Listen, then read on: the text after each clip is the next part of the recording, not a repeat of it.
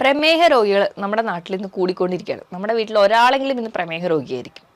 ഇതിന് പ്രധാന കാരണം എന്ന് പറഞ്ഞാൽ നമ്മുടെ ജീവിതശൈലിയാണ്. അതായത് നമ്മുടെ ഭക്ഷണ രീതിയും നമ്മൾ പ്രത്യേകിച്ച് വ്യായാമമൊന്നും ഇല്ലാത്തത് കൊണ്ട് തന്നെയാണ്. പ്രമേഹത്തിന്റെ തുടക്കത്തിലൊരു സ്റ്റേജിൽ നമ്മൾ തിരിച്ചറിയുകയാണെങ്കിൽ, ഭക്ഷണം നിയന്ത്രിക്കുകയാണെങ്കിൽ, മരുന്നില്ലാതെ തന്നെ നമുക്ക് പ്രമേഹത്തിന്റെ നിയന്ത്രണത്തിൽ കൊണ്ടുവരാൻ പറ്റും. അപ്പോൾ ഡയബറ്റീസ് ആയിട്ടുള്ള ആൾക്കാർക്ക് വേണ്ട ഭക്ഷണ നിയന്ത്രണം എന്നാണ് നമ്മൾ ഈ വീഡിയോയിലൂടെ നിന്ന് നോക്കാൻ പോകുന്നത്. ഞാൻ ഡോക്ടർ പ്രിയ, കലോഞ്ചി ഡയറ്റിലെ മെഡിക്കൽ ഓഫീസറാണ്.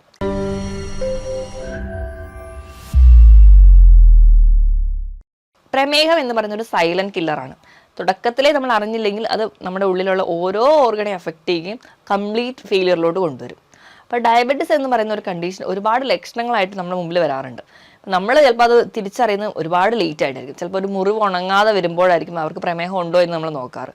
അതുപോലെ തന്നെ നല്ലപോലെ ദാഹവും നല്ലപോലെ വിശപ്പും, പക്ഷെ ശരീരം ഭയങ്കരമായിട്ട് മെലിഞ്ഞു പോകുന്ന ഒരു കണ്ടീഷൻ ആണെങ്കിൽ ചിലപ്പോൾ അത് പ്രമേഹ രോഗിയുടേതായിരിക്കും. അപ്പോൾ ഈ പാരമ്പര്യമായിട്ട് പ്രമേഹമുള്ള ഒരാളാണെങ്കിൽ നമ്മളൊരു പ്രായം കഴിഞ്ഞാൽ ഒരു 10-25 വയസ്സ് കഴിഞ്ഞതിന് ശേഷം ഇടയ്ക്കിടയ്ക്ക് മോണിറ്റർ ചെയ്യുന്നത് വളരെ നല്ലതാണ്. അതിനുവേണ്ടി നമ്മൾ HbA1c നോക്കാൻ വേണ്ടി പറയാറുണ്ട്. HbA1c എന്ന് പറഞ്ഞാൽ ഗ്ലൈക്കോസിലേറ്റഡ് ഹീമോഗ്ലോബിൻ ആണ്. അപ്പോൾ ഒരു 3 മാസത്തെ ആവറേജ് നമുക്ക് ബ്ലഡ് ഷുഗർ ലെവൽ മോണിറ്റർ ചെയ്യാൻ പറ്റും. അപ്പോൾ ആ ഒരു ലെവൽ നോക്കിയിട്ട് നമുക്ക് പ്രമേഹ രോഗിയാണോ എന്നാണ് ഇന്ന് മിക്കവാറും എല്ലാവരും തന്നെ നോക്കാറ്. അപ്പം നമ്മൾ ആ ഒരു ആദ്യത്തെ സ്റ്റേജിൽ തിരിച്ചറിയുകയാണെങ്കിൽ നമുക്ക് ഈസി ആയിട്ട് കൺട്രോൾ ചെയ്യാം. ഭക്ഷണത്തിലൂടെയും ഒപ്പം കൃത്യമായ ഒരു വ്യായാമം ഉണ്ടെങ്കിൽ ഈസിലി ആയിട്ട് കൺട്രോൾ ചെയ്യാൻ പറ്റുന്ന ഒരു കണ്ടീഷനാണ്. അപ്പോൾ ഈ പ്രമേഹ രോഗികൾക്ക് വേണ്ട ഭക്ഷണ നിയന്ത്രണം എങ്ങനെയാണെന്ന് നോക്കണം.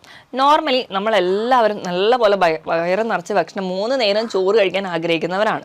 അപ്പോൾ നമ്മൾ നോർമലി നമ്മുടെ ഒരു ഫുഡ് പാറ്റേൺ എന്ന് പറഞ്ഞു കഴിഞ്ഞാൽ നമ്മൾ 3 തവണ ഭക്ഷണം കഴിക്കും. ഇടയിൽ ഒരു ഇടവേള എന്ന് പറയുന്ന ഒരു ചെറിയ ബ്രേക്ക് ഒരു നേരമൊക്കെ ആയിരിക്കും.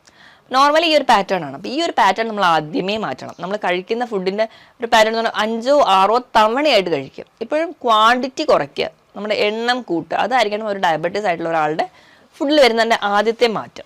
അങ്ങനെ കഴിക്കുന്ന സമയത്ത് നമുക്ക് എങ്ങനെ ഭക്ഷണം മാറ്റാം? ഒന്നാമതായിട്ട് നമ്മൾ രാവിലെ എണീക്കുമ്പോൾ തന്നെ ചായയോ കാപ്പിയോ കുടിക്കുന്നതാണെങ്കിൽ ആ ഒരു ശീലം മാറ്റിയിട്ട് ഇളം ചൂടുവെള്ളം കുടിക്കുക.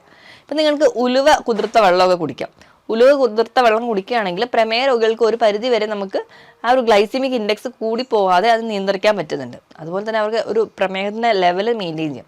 പക്ഷേ ഒരു ഉലുവ വെള്ളം മാത്രം കുടിച്ചുകൊണ്ട് നമുക്ക് പ്രമേഹത്തെ നിയന്ത്രണത്തിൽ കൊണ്ടുവരാൻ പറ്റില്ല. അപ്പം കൊളസ്ട്രോൾ ലെവലൊക്കെ ഉള്ളവരാണെങ്കിൽ ഈ ഉലുവ ഒരുപാട് കഴിക്കുന്നതും അതും ഒരു ദോഷം ചെയ്യുന്നുണ്ട്. അപ്പം നമ്മൾ ഇടയിൽ ഓരോ ദിവസവും ഇങ്ങനെ വെള്ളം മാറ്റി മാറ്റി കുടിക്കുക.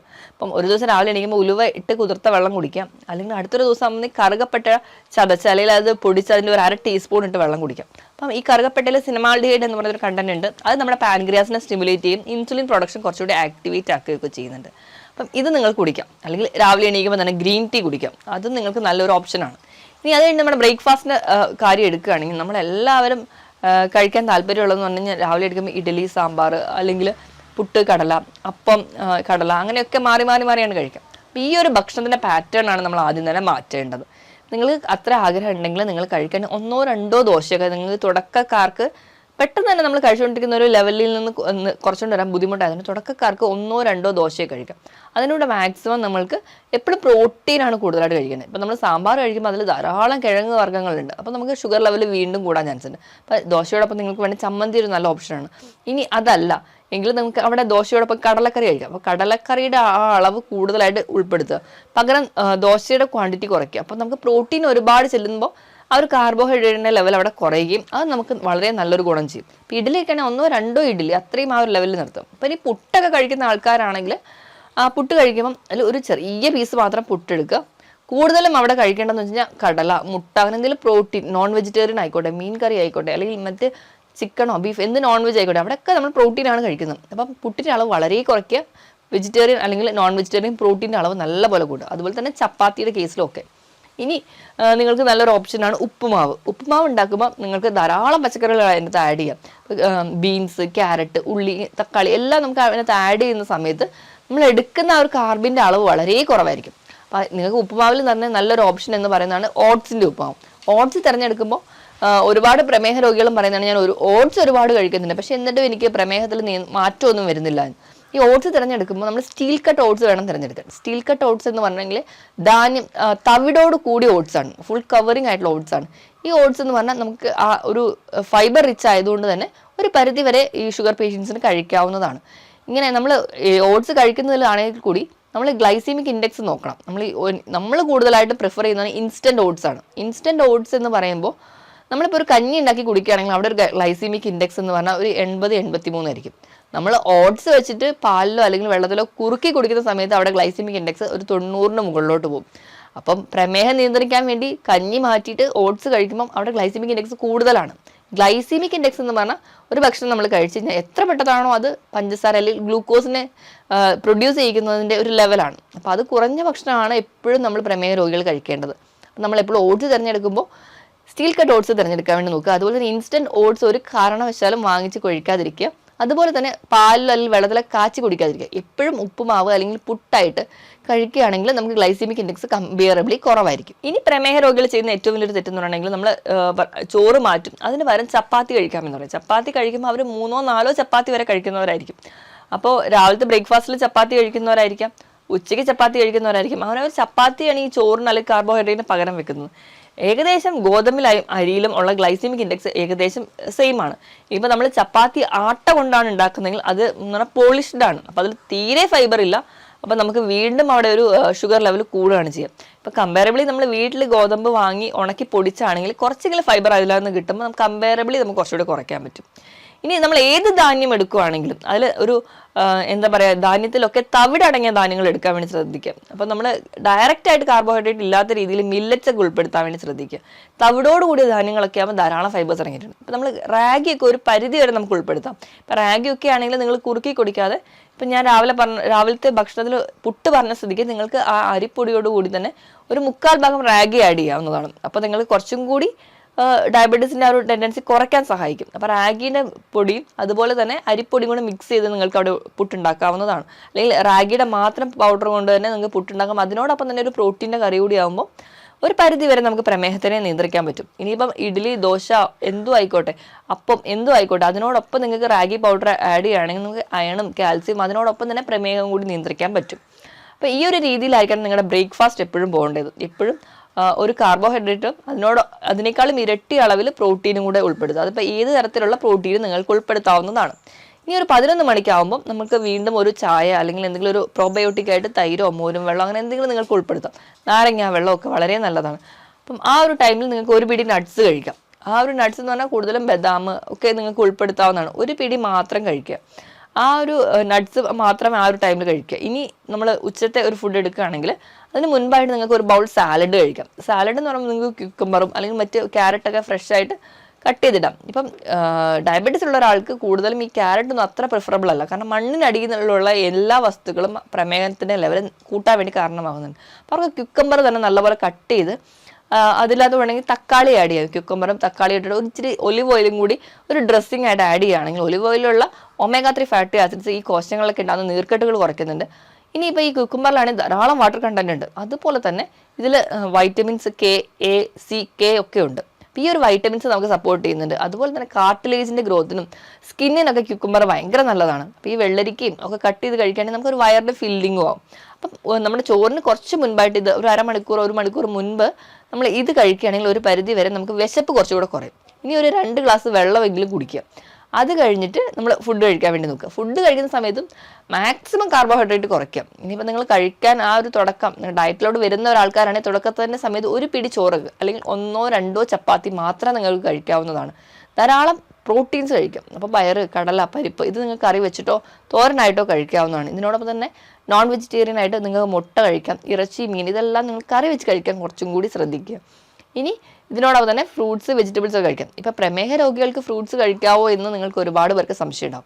അപ്പോൾ എപ്പോഴും പ്രമേഹ രോഗികൾക്ക് ഏതെങ്കിലും ഒരു ഫ്രൂട്ട് ഒരു ദിവസം കഴിക്കാം, 1-2 ഫ്രൂട്ട്. എപ്പോഴും ഗ്ലൈസീമിക് ഇൻഡെക്സ് കുറഞ്ഞ ഫ്രൂട്ടുകൾ തിരഞ്ഞെടുക്കാൻ വേണ്ടി നോക്കുക. ഇനി ഫ്രൂട്ട്സിൻ്റെ കേസ് എടുക്കുമ്പോൾ എപ്പോഴും ഗ്ലൈസീമിക് ഇൻഡെക്സ് കുറഞ്ഞ ഫ്രൂട്ട്സ് എന്ന് പറഞ്ഞല്ലോ. അപ്പോൾ എപ്പോഴും ഫ്രൂട്ട്സിൻ്റെ ഒരു കേസിൽ എടുക്കുകയാണെങ്കിൽ 50-നും 55-നും ഇടയിലാണ് ഗ്ലൈസീമിക് ഇൻഡെക്സ് ആണെങ്കിൽ അത് ലോ ആയിട്ട് ഗ്ലൈസീമിക് ഇൻഡെക്സ് ഉള്ള ഫ്രൂട്ട്സ് ആണ്. 56-നും 69-നും ഇടയിലാണെങ്കിൽ മോഡറേറ്റ് ലെവലെന്നും 70-ന് മുകളിലാണെങ്കിൽ ഹൈ ഗ്ലൈസീമിക് ഇൻഡെക്സുമാണ്. കൂടുതലായിട്ടുള്ള ഫുഡുകളും അല്ലെങ്കിൽ ഫ്രൂട്ട്സുകളുമാണ്. അപ്പോൾ നമ്മളെപ്പോഴും ലോ ഗ്ലൈസീമിക്കിലുള്ള ഇൻഡെക്സ് ഉള്ള ഫ്രൂട്ട്സുകൾ തിരഞ്ഞെടുക്കാൻ വേണ്ടിയിട്ട് ശ്രദ്ധിക്കുക. അപ്പോൾ അതിന് വേണ്ടിയിട്ട് നമ്മൾ ഏറ്റവും നല്ലതെന്ന് പറഞ്ഞിട്ടുണ്ടെങ്കിൽ പേരയ്ക്ക, നെല്ലിക്ക. ഇപ്പോൾ പേരയ്ക്കയിലൊക്കെ ആണെങ്കിൽ ഗ്ലൈസീമിക് ഇൻഡെക്സ് വളരെ കുറവാണ്. പേരയ്ക്ക, നെല്ലിക്ക, ആപ്പിള്, മുന്തിരി ഇതൊക്കെ നിങ്ങൾക്ക് ഒരു പരിധി വരെ പ്രമേഹ രോഗികൾക്ക് കഴിക്കാവുന്നതാണ്. നിങ്ങൾ മാക്സിമം ചക്ക, മാങ്ങ ഇത് നല്ലപോലെ പഴുത്ത ഏത്തപ്പഴം ഇതൊക്കെ കഴിവതും ഒഴിവാക്കുന്നതാണ് ഏറ്റവും നല്ലത്. നല്ലപോലെ പഴുത്ത ചക്ക, മാമ്പഴം നമുക്ക് ആ ഒരു സീസൺ ആകുമ്പോൾ കിട്ടുന്ന ഈ ഇങ്ങനത്തെ ഉള്ള ഫ്രൂട്ട്സിൽ ഇത് അധികം മധുരം ഉള്ളതാണ്. അപ്പം ഈ ഫ്രൂട്ട്സിലൊക്കെ ഉള്ളതെന്ന് പറഞ്ഞാൽ ഫ്രക്ടോസ് ആണ്. അപ്പം ഗ്ലൂക്കോസിനെ വെച്ച് നോക്കുമ്പോൾ ഫ്രക്ടോസ് അത്രയ്ക്ക് മധുരമില്ലെങ്കിലും ഈ ഫ്രക്ടോസ് നേരെ ലിവറിൽ ചെല്ലുമ്പോൾ അവിടെ ഒരു കൺവേർഷൻ ആയിട്ട് ഗ്ലൂക്കോസ് ആയിട്ട് മാറിയിട്ടാണ് നമ്മുടെ ബോഡിയിലേക്ക് റിലീസ് ചെയ്യുന്നത്. കുറച്ച് ടൈം എടുക്കും ആ ഒരു ഫ്രൂട്ടിലുണ്ടാവുന്ന മധുരം നമുക്ക് ശരീരത്തിൽ എത്താൻ. അപ്പോൾ നിങ്ങൾക്ക് ഈ ചക്ക, മാങ്ങ, ഈ ഒരു സീസണൽ ഫ്രൂട്ട്സ് ഒക്കെ കഴിവതും ഒഴിവാക്കുക, കംപ്ലീറ്റ്ലി ഒഴിവാക്കുക തന്നെ വേണം. അധികം പഴുത്ത ഏത്തപ്പഴം കഴിക്കാതെ ഒരു പച്ചയിൽ നിന്ന് പഴുപ്പിലോട്ട് മാറുന്ന ആ ഒരു സ്റ്റേജിലൊക്കെ ആണെങ്കിൽ നിങ്ങൾക്ക് ഒരു ഏത്തപ്പഴമൊക്കെ ഒരു ദിവസം കഴിക്കാവുന്നതാണ്. ഏതെങ്കിലും ഒരു ഫ്രൂട്ട് മാത്രം ഒരു ദിവസം കഴിക്കുക. അല്ലാതെ കൺട്രോൾഡ് ആണല്ലോ എന്നോർത്ത് ഒരുപാട് ഫ്രൂട്ട്സ് കഴിക്കുക. മുന്തിരിയൊക്കെ കഴിയുന്നത് 10 മുന്തിരി അത്രയും ഒരു ദിവസം പാടുള്ളൂ. അത്രയും മാത്രം കൺട്രോൾഡ് ആയിട്ട് കഴിക്കുകയാണെങ്കിൽ നിങ്ങൾക്ക് പ്രമേഹ രോഗിയാണെങ്കിൽ കൂടി ഒരു ഫ്രൂട്ടെങ്കിലും കഴിക്കാം. അപ്പോൾ നമുക്ക് ഫ്രൂട്ട്സ് കഴിക്കുമ്പോൾ ഉള്ള ഗുണം എന്ന് പറഞ്ഞാൽ നമുക്ക് ധാരാളം വൈറ്റമിൻസും മിനറൽസും ഒക്കെ ഈ ഫ്രൂട്ട്സിലാണ് അടങ്ങിയിരിക്കുന്നത്. അതുകൊണ്ടാണ് ഒരു ഫ്രൂട്ടെങ്കിലും നിങ്ങൾ കഴിക്കാൻ പറയുന്നത്. പിന്നെ ഈ പറഞ്ഞ രീതിയിൽ ഉച്ചത്തെയും വൈകുന്നേരത്തെ ഭക്ഷണം കഴിഞ്ഞിട്ടുണ്ടെങ്കിൽ ഇനി രാത്രിയത്തെ മീൽ നമ്മൾ എടുക്കുകയാണെങ്കിൽ രാത്രിയും നമ്മളെല്ലാവരും ഇഷ്ടപ്പെടുന്നത് ചോറ് കഴിക്കാനായിരിക്കും. ചോറും ഒരുപാട് കറികളും കഴിക്കാൻ ഇഷ്ടപ്പെടുന്നവരാണെങ്കിൽ ആ ഒരു ശീലം കംപ്ലീറ്റ്ലി മാറ്റുക. നിങ്ങൾ രാത്രിയിലത്തെ ഡിന്നർ കുറച്ചുകൂടെ നേരത്തെ കഴിക്കുക. ഒരു 6 മണിക്ക് 7 മണിക്കെങ്കിലും നിങ്ങളുടെ ഡിന്നർ സെറ്റ് ചെയ്യുക. കഴിക്കുമ്പോൾ നിങ്ങൾക്ക് ഒന്നെങ്കിലും ഒരു വെജിറ്റബിൾസ് ഒരു ബൗളായിട്ട് കഴിക്കാം. അല്ലെങ്കിൽ ഏതെങ്കിലും ഒരു ഫ്രൂട്ട് നമ്മൾ അന്നത്തെ ദിവസം കഴിച്ചിട്ടില്ലെങ്കിൽ അന്ന് ആ രാത്രി ആ ഒരു ഫ്രൂട്ട് മാത്രമായിട്ട് കഴിക്കാം. ഇനി ഇതോ അല്ലെങ്കിൽ നിങ്ങൾക്ക് ഓട്സോ അല്ലെങ്കിൽ ഏതെങ്കിലും ഒരു മില്ലറ്റോ നിങ്ങൾക്ക് എന്താണെന്ന് വെച്ചാൽ അതുപോലെ കഴിക്കാം. ഒരു ഓംലെറ്റ് മാത്രമായിട്ട് വേണമെങ്കിൽ നിങ്ങൾക്ക് ഒതുക്കാം. അങ്ങനെ പല രീതിയിൽ നിങ്ങളുടെ ഫുഡ് മാൻറ്റെയിൻ ചെയ്യാം. ഈ പറഞ്ഞ രീതിയിലൊക്കെ ഡയറ്റ് സെറ്റ് ചെയ്യുകയാണെങ്കിൽ നമുക്ക് എന്തായാലും ഉറപ്പായിട്ട് നമ്മുടെ പ്രമേഹ നിയന്ത്രണത്തിൽ കൊണ്ടുവരാൻ പറ്റും. പക്ഷേ ശ്രദ്ധിക്കേണ്ട ഒരു കാര്യം എന്ന് വെച്ചിട്ടുണ്ടെങ്കിൽ നമ്മുടെ ഇഷ്ടത്തിനാണ് ഡയറ്റ് സെറ്റ് ചെയ്യുന്നത്, അല്ലെങ്കിൽ നമുക്ക് ഇഷ്ടപ്പെട്ട ഫുഡുകളാണ് നമ്മൾ സെലക്ട് ചെയ്യുന്നതെങ്കിൽ നമ്മൾ സ്ഥിരമായിട്ട് ആ ഭക്ഷണം മാത്രം കഴിക്കുകയും നമുക്ക് വേണ്ട ന്യൂട്രിയൻസോ പ്രോട്ടീൻസോ ഒന്നും കിട്ടാതെ വരും. അപ്പോൾ എപ്പോഴും കറക്റ്റായിട്ട് ഒരു ഡയറ്റ് ചാർട്ടാണ് നമുക്ക് ഇമ്പോർട്ടൻറ്റ്. ഡയറ്റ് ചാർട്ട് എന്ന് പറയുമ്പോൾ കൃത്യമായിട്ടൊരു ഡയറ്റീഷ്യൻ്റെ അണ്ടറിൽ തന്നെ നിങ്ങൾ ഡയറ്റ് എടുക്കാൻ വേണ്ടി നോക്കണം. അതിനോടൊപ്പം തന്നെ ഒരു ഡോക്ടറുടെ കൺസൾട്ടേഷൻ ഉണ്ടെങ്കിൽ കൃത്യമായിട്ട് ഒരു ഡയബറ്റീസിൻ്റെ മോണിറ്ററും കൂടെ ചെയ്യാൻ പറ്റും. അപ്പം അങ്ങനെ ഒരു ഡയറ്റ് ചാർട്ട് എടുക്കുക. അത് കൃത്യമായിട്ട് ഒരു മാസം നോക്കുമ്പോൾ തന്നെ നിങ്ങൾക്ക് ഈ ഒരു റിസൾട്ട് കിട്ടണമെന്നില്ല. ഒരു 4 മുതൽ 6 മാസം വരെയെങ്കിലും കണ്ടിന്യൂസ് ആയിട്ട് ഈ ഒരു ഡയറ്റ് ഫോളോ ചെയ്യുമ്പോൾ ഉറപ്പായിട്ട് നിങ്ങൾക്ക് ഡയബറ്റീസ് കൺട്രോളിൽ കൊണ്ടുവരാൻ പറ്റും. ഇനി നിങ്ങൾ തിരഞ്ഞെടുക്കുന്ന ഭക്ഷണം എന്ന് പറഞ്ഞാൽ എപ്പോഴും ഒരു ലോ കാർബോഹൈഡ്രേറ്റ് ഡയറ്റ് ആയിരിക്കണം. ലോ കാർബോഹൈഡ്രേറ്റ് ഡയറ്റ് എന്ന് പറഞ്ഞിട്ടുണ്ടെങ്കിൽ ഇപ്പോഴും ഇവിടെ കാർബിൻ്റെ അളവ് കുറവായിരിക്കണം. ഞാൻ ഈ പറഞ്ഞ ഭക്ഷണത്തിലെല്ലാം നിങ്ങൾ ഉൾപ്പെടുത്തേണ്ടതെന്ന് പറഞ്ഞിട്ടുണ്ടെങ്കിൽ ഇലക്കറികൾ ധാരാളമായി കഴിക്കുക. ഇതാണ് ലോ കാർബോഹൈഡ്രേറ്റിലെ ഒന്നാമത്തെ ഭക്ഷണം എന്ന് പറയുന്നത്. ബ്രക്കോളി, അതുപോലെ തന്നെ എല്ലാ ക്രൂസിഫറസ് വെജിറ്റബിൾസ്, ക്യാബേജ്, കോളിഫ്ലവർ ഇതൊക്കെ ഉൾപ്പെടുത്താം. എല്ലാ തരത്തിലുള്ള മുരിങ്ങയില, തഴുതാമയുടെ ഇല, ചീരയില, ഇങ്ങനത്തെ എല്ലാ ഇലക്കറികളും ഉൾപ്പെടുത്താം. ഇനി രണ്ടാമതായിട്ട് നല്ല കൊഴുപ്പ് കിട്ടാൻ വേണ്ടിയിട്ട് നിങ്ങൾ അവോക്കാഡോ പോലെയുള്ള ഫ്രൂട്ട്സ്, നട്ട്സുകളൊക്കെ ഉൾപ്പെടുത്തുക. ഇതും ലോ കാർബോഹൈഡ്രേറ്റ് ആയിട്ടാണ്. ഇനി മുട്ട, അതുപോലെ തന്നെ മത്സ്യങ്ങൾ, ചെറിയ മത്സ്യങ്ങൾ, ഇറച്ചി, മീൻ, മുട്ട. ലീൻ പ്രോട്ടീനാണ് കൂടുതലും പ്രിഫർ ചെയ്യുന്നത്, അതായത് ചിക്കനാണ് കൂടുതലും പ്രിഫർ ചെയ്യുന്നത്. ഇതെല്ലാം കറി വെച്ച് നിങ്ങൾക്ക് കഴിക്കാവുന്നതാണ്. ഈ പറയുന്ന ഭക്ഷണത്തിനോടൊപ്പം തന്നെ പച്ചക്കറികളുടെ കേസ് എടുക്കുകയാണെങ്കിൽ ഏറ്റവും കൂടുതലായിട്ട് പറയുന്നത് ഒന്ന് തക്കാളിയാണ്. ഇതിൽ അടങ്ങിയിട്ടുള്ള ലൈക്കോപ്പിൻ എന്ന് പറയുന്ന ആൻറ്റി ഓക്സിഡൻസ് ഒരു പരിധി വരെ നമ്മുടെ ശരീരത്തിലുണ്ടാകുന്ന നീർക്കെട്ടുകൾ, ഈ പ്രമേഹ രോഗികൾക്ക് കൂടുതലായിട്ടും ഇൻസുലിൻ റെസിസ്റ്റൻസ് മൂലമുണ്ടാകുന്ന നീർക്കെട്ടുകൾ കുറയ്ക്കുന്നുണ്ട്. ഇനി രണ്ടാമതായിട്ട് പറയുന്നത് വെള്ളരി, അതായത് ക്യുക്കമ്പർ, നമ്മൾ സാലഡായിട്ട് കഴിക്കുന്നതൊക്കെ അതിൽ ധാരാളം വാട്ടർ കണ്ടന്റ് ഉണ്ട്. അപ്പം നല്ലൊരു ഫില്ലിംഗ് ആയിട്ട് നമുക്ക് ഉണ്ടാവും. അതുപോലെ തന്നെ അതിലടങ്ങിയിട്ടുള്ള വൈറ്റമിൻസ് നമ്മുടെ കാർട്ടിലേജിനും സ്കിന്നിനും മുടിക്കൊക്കെ വളരെ നല്ലതാണ്. ഇനി പറയുന്നതെന്ന് വെച്ചാൽ ബീൻസ് ആണ്. ബീൻസിൽ ധാരാളം ഫൈബേഴ്സ്, ഇൻസോലുബിളും സോലുബിളും ആയിട്ടുള്ള ഫൈബേഴ്സ് അടങ്ങിയിട്ടുണ്ട്. ഇത് നല്ലൊരു ഫില്ലിംഗ് ആയിട്ട് നമുക്ക് ഉണ്ടാവും. അപ്പോൾ ഈ പറയുന്ന വെജിറ്റബിൾസ് കഴിക്കുക. യോഗട്ട് നിർബന്ധം, അതായത് തൈര്, പുളിയില്ലാത്ത തൈര് നിർബന്ധമായി കഴിക്കാം. അതൊരു പരിധി വരെ നമുക്ക് നമ്മുടെ ആമാശയത്തിൽ ഉണ്ടാകുന്ന ബാക്ടീരിയൽ ഗ്രോത്തിന് സഹായിക്കും. അത് നമുക്ക് ഈ ജീവിതശൈലി രോഗങ്ങളെ ഒരു പരിധി വരെ കുറയ്ക്കാനും അതുമൂലം ഉണ്ടാകുന്ന കോംപ്ലിക്കേഷൻസ് കുറയുന്നുണ്ട്. ഈ പറയുന്ന രീതിയിലൊക്കെ നിങ്ങൾ ഡയറ്റ് സെറ്റ് ചെയ്യുക. കൃത്യമായിട്ടൊരു വ്യായാമം കൂടി വേണം. വ്യായാമം എന്ന് പറയുമ്പോൾ ആഴ്ചയിൽ 5 ദിവസം 1/2 മണിക്കൂർ മുതൽ 3/4 മണിക്കൂർ വരെ കൃത്യമായിട്ടൊരു വ്യായാമം കൂടി ഉണ്ടെങ്കിൽ നമുക്ക് ഈ പറയുന്ന എല്ലാ ജീവിതശൈലി രോഗങ്ങളെയും പ്രത്യേകിച്ച് പ്രമേഹത്തിനെ നിയന്ത്രണത്തിലോട്ട് കൊണ്ടുവരാൻ പറ്റും. ഞാൻ ഈ പറഞ്ഞ കാര്യത്തിൽ എന്തെങ്കിലും ഡൗട്ട് ഉണ്ടെങ്കിൽ താഴെ കാണുന്ന നമ്പറിൽ കോൺടാക്ട് ചെയ്യാം. മറ്റൊരു ഹെൽത്ത് ടോപ്പിക്കുമായിട്ട് വീണ്ടും കാണുന്നത് വരെ നന്ദി.